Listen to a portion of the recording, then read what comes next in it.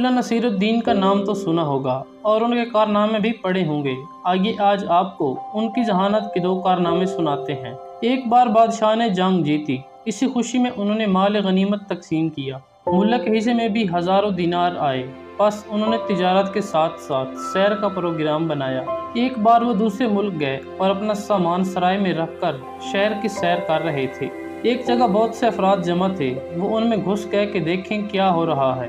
उन्होंने देखा कि एक नौजवान जिसने आला किस्म की पोशाक पहनी हुई थी, वो एक बुढ़िया पर बरस रहा था कि उसने उसके कीमती कपड़ों पर घी गिरा दिया था।